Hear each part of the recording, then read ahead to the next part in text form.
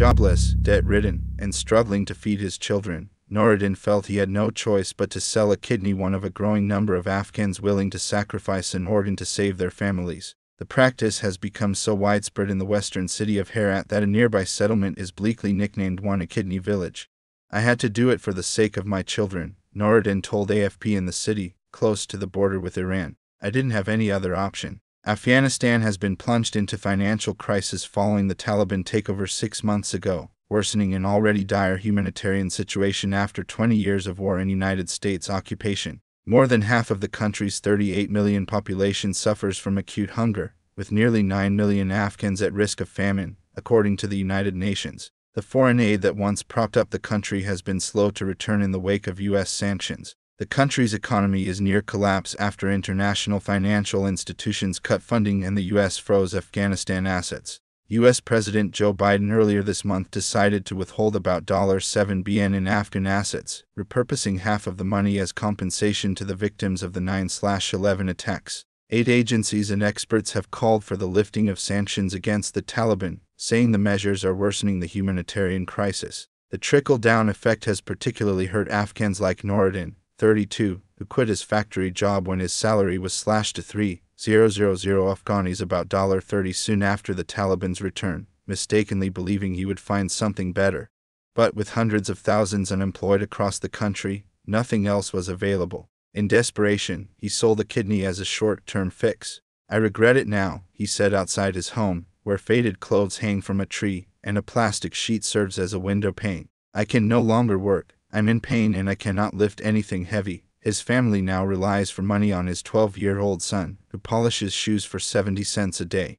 Noruddin was among 8 people AFP spoke to who had sold a kidney to feed their families or pay off debt, some for as little as $1,500. In Afghanistan, however, the practice is unregulated. There is no law to control how the organs can be donated or sold, but the consent of the donor is necessary, said Mohammed Wakil Matan, a former top surgeon at a hospital in the northern city of Mazar-i-Sharif. Mohammad Basir Osmani, a surgeon at one of 2 hospitals where the majority of Herat's transplants are performed, confirmed consent was the key. "We take written consent and a video recording from them, especially from the donor," he said, adding hundreds of surgeries have been performed in Herat over the past 5 years. "We have never investigated where the patient or donor comes from, or how. It's not our job." The Taliban did not respond to requests by AFP for comment on the practice, but Osmani said the country's new rulers have plans to clamp down on the trade and are forming a committee to regulate it. Afghans desperate for money are usually matched by brokers with wealthy patients, who travel to Herat from across the country and sometimes even from India and Pakistan.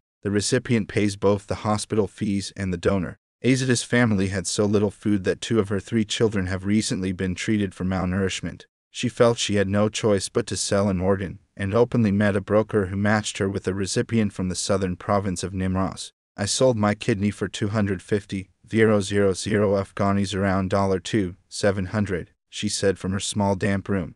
"I had to do it. My husband isn't working, we have debts," she added. Now her husband, a daily laborer, is planning on doing the same. "People have become poorer," he said. "Many people are selling their kidneys out of desperation." On the outskirts of Herat lies Seyshamba Bazaar, a village made up of hundreds of people displaced by years of conflict. Known as One Kidney Village, it's where dozens of residents have sold their organs after word spread among destitute families of the money to be made. From one family, 5 brothers sold a kidney each in the last 4 years, thinking it would save them from poverty. "We are still in debt and as poor as we were before," said Gilon Nebai, showing off his scar. In developed nations, donors and recipients usually go on to lead full and normal lives, but thereafter surgery health is usually closely monitored and also dependent on a balanced lifestyle and diet. That luxury is often not available to poor Afghans who sell a kidney and still find themselves trapped in poverty and sometimes in ill health.